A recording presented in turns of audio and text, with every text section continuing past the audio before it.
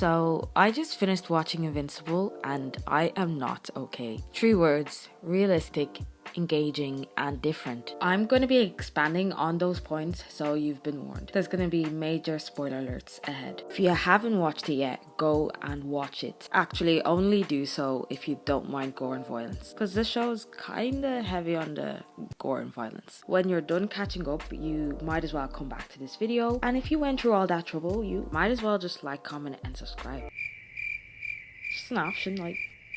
Alright, that's enough dilly-dallying, let's get right into this video. I've watched my fair share of animated superhero cartoons over the years, so I've picked up a thing or two from the patterns most of them follow. Key word in that sentence is most. I haven't watched all of them, so if one of them is doing something different, let your girl know. Nicely, thanks. Okay, so pattern number 1. Each episode usually follows the hero's journey story structure to a T. Life is swell at the start, crisis appears, hero goes to fight said crisis, and actually looks like they're gonna win, but then they get a rude awakening. An ass whooping. This nicely segues into their dark moment, which is when all looks terribly bad, but they somehow come up with a solution in the span of minutes, and then they, spoiler, save the day. Nice. Roll credits.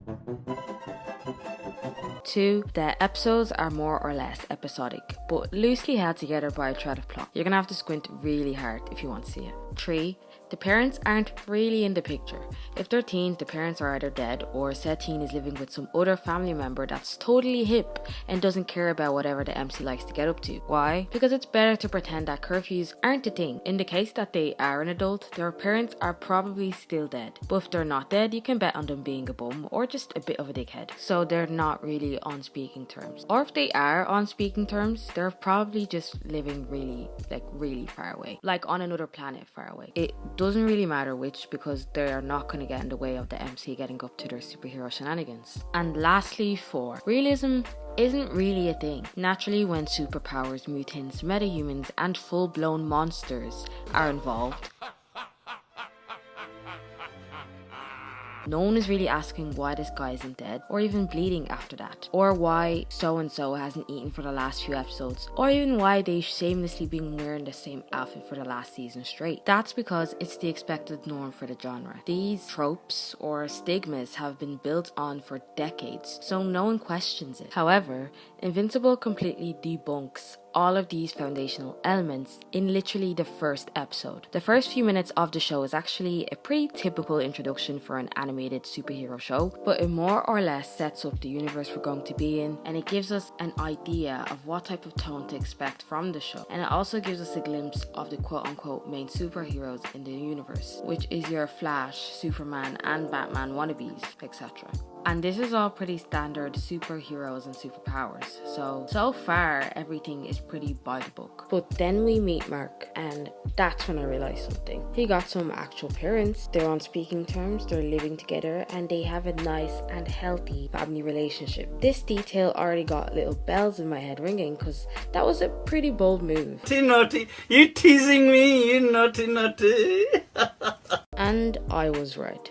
Fast forward to the end of episode 1, and this scene is what single-handedly subverted our expectations. Up until then, the show was pretty formulaic. We had a geeky and quirky MC struggling with how to use his powers and just doing secondary school, well, high school in general. There was your run-of-the-mill superheroes, a knockoff Justice League protecting Earth, and an overall comical tone behind it all. But then this scene happened, and it completely threw out all that it spent the first 30 minutes building up by providing a false sense of security. The main superhero group just got murdered in the most gruesome and brutal way possible, which was basically the equivalent to killing off not one, but all of the Justice League members.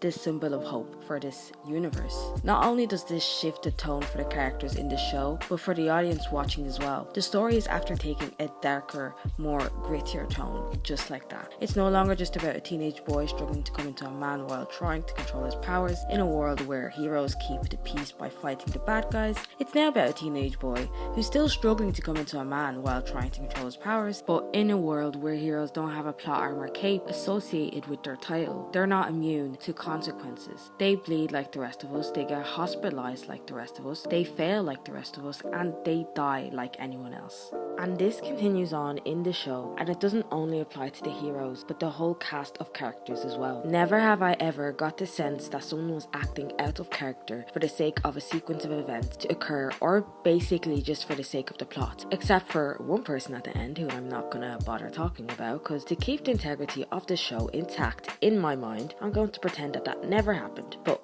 other than her, everyone reacts and acts as I'd expect any human to, which is great because humans are unpredictable and I don't want to be able to predict what's going to happen. A great example of this is in one of the earlier episodes when Mark realizes he's a bit OP. So what's the first thing he does? He says no to his mom when she tells him to go to bed. And Debbie responds with this. Does that make you feel strong?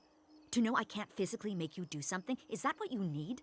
This is the best response that could have been said in this situation. Up until then, Debbie's characterization has shown her to be assertive and confident, so this response is very in character for her, and yet I didn't see it coming. If this was any other superhero cartoon, this would have most likely been a forced "who even are you" scene, where she moves back all dramatic and shit, and it doesn't correlate with the character's development shown. This unpredictability provides an air of spontaneity and realism that other superhero cartoons can't offer. With these added stakes, we've a larger pool of themes that can be explored, such as the duality of heroism, and Invincible doesn't miss out on this opportunity to deliver. The main theme explored, in my opinion, is the hypocrisy of justice in a hero society, which in reality is a result that stems from a man-made problem. This hypocrisy is shown in two major ways: through the actual characters themselves and through the world. The most obvious portrayal between the two is through the characters. In characters such as Omni-Man, this is pretty apparent. His list of actions of genocide, and more genocide quite clearly contradict the fundamental basis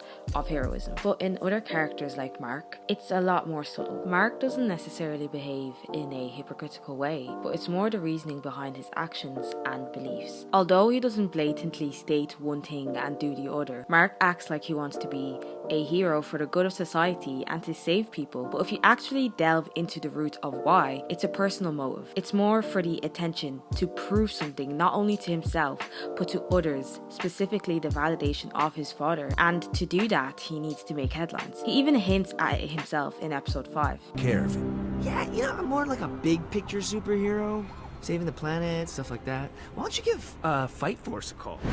Sure, man. Yes, he's still saving the planet and quote-unquote being a superhero, but he's not exactly doing it for the right reasons. At its core, being a hero boils down to being selfless and removing yourself from the picture to help others. So is he really being a good hero if he only prioritizes the problems that the world will hear of? Or better yet, whichever ones will make him look good in the eyes of the public?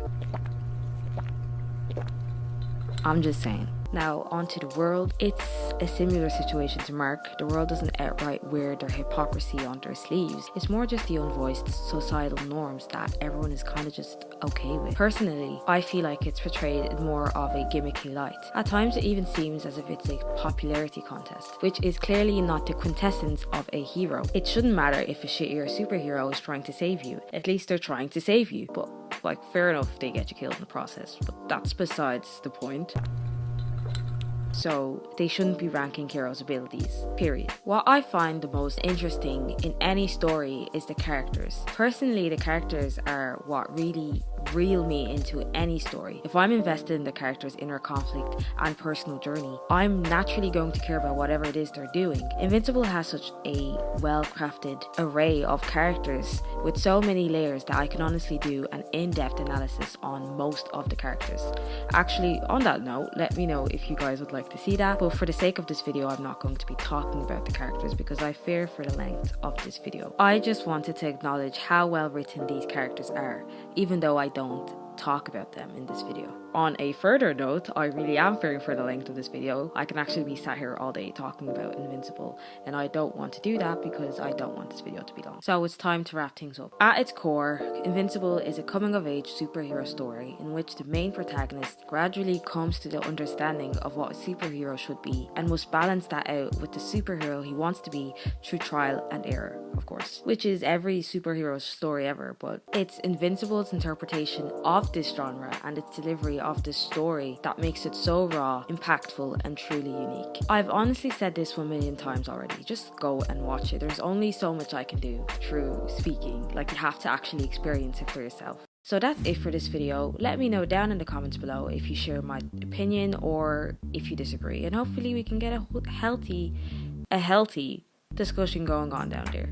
It's also been a hot minute since I've posted anything, so I'm just gonna pretend that like didn't happen. What can I say, life happens and shit, but I do plan on being a lot more consistent with my videos. You guys recommended so much ideas to me, and I'll hopefully get them out to you in a human manner. But in the meantime, make sure you spread love on this video, please and thank you. And with that, I'm out.